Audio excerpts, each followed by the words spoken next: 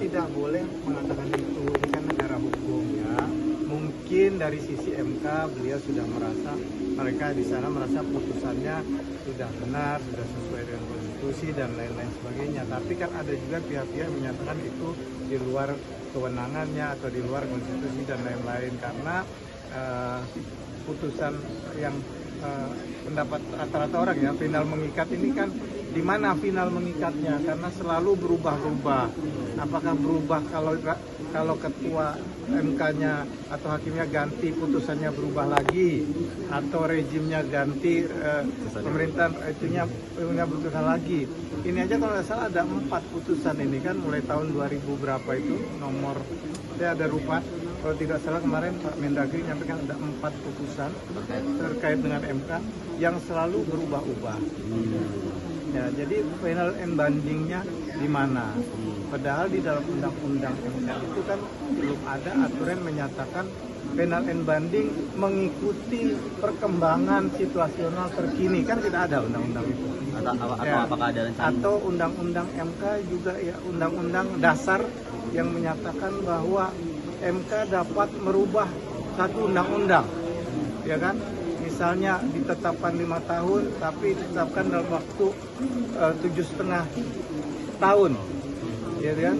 Untuk berikutnya, kan ini jadi perdebatan, debatable semua gitu. Jadi makanya kita tidak bisa juga menyalahkan pihak Mahkamah Konstitusi dengan segala dalil-dalilnya, dengan segala keputusannya, tetapi Partai Golkar itu akan mempelajari dan mencermati putusan ini, baik itu dampaknya terhadap partai politik, kemudian dampaknya terhadap pemerintahan ke depan, implikasinya seperti apa.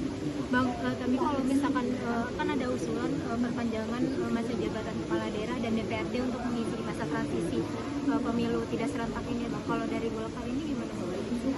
Kita ini kan Partai Golkar selalu siap apapun keputusannya. Cuman yang perlu kita samakan persepsi dulu, ya kan.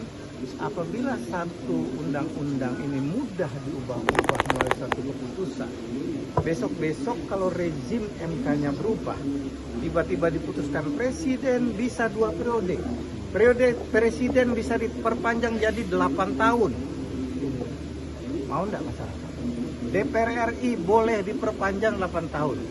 Kenapa enggak DPR RI aja diperpanjang? Ya kan? Ya kan, jadi bertanya-tanya. Kalau teman-teman di daerah provinsi senang-senang saja. Aduh, tambah lagi bonus 2,5 tahun ya kan? Nah, itu. Jadi banyak pertanyaan gitu loh. Bagaimana besok kalau ganti rezim tiba-tiba MK-nya memutuskan presiden boleh perpanjang 2,5 tahun? Dan di rapat kemarin sempat akan mau konsul ke MK nggak? Secara institusi DPR dan pemerintah? Karena kita masih berbicara soal undang-undang, karena kita anggap masih putusan MK final and banding, dan juga ini sudah putus. Jadi kita juga kami rasa untuk berbicara ke sana juga tidak mungkin. Kan tidak mungkin juga MK suruh menggugat lagi terus dia keluarkan putusan yang berbeda lagi. Kan tidak mungkin.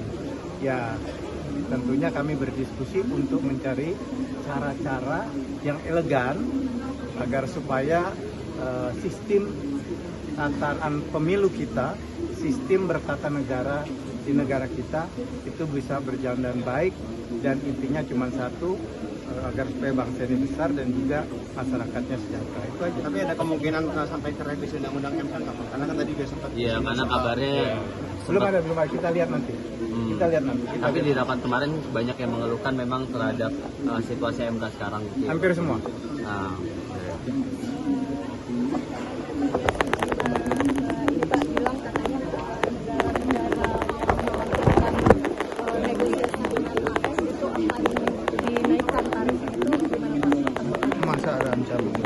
Iya Pak, Ada benar. Cina mengeluarkan ancaman retaliasi itu. Ada nggak poin-poin? Saya rasa begini ya, kalau negara kita ini kan jelas presiden nyampaikan negara kita non-blok. Jadi kemarin pun dengan dampak dari Amerika yang memberikan itu kan juga tidak ada dampak juga terhadap negara kita.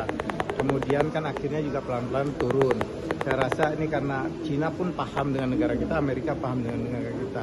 Ya kita jalan aja lah dulu, kita lihat. Tapi dengan poin-poin negosiasi antara RI dan AS itu ada yang merugikan Cina nggak Pak? Presiden pemerintah dalam hal ini tentunya memakai azas prudent dan berhati-hati kan, karena kita non-blok jadi kita tidak boleh menyerang satu sama lain di blok manapun dan juga menjaga perasaan blok-blok lainnya. Jadi itu kan fungsinya non-blok. Iya, siap. Terima kasih Pak.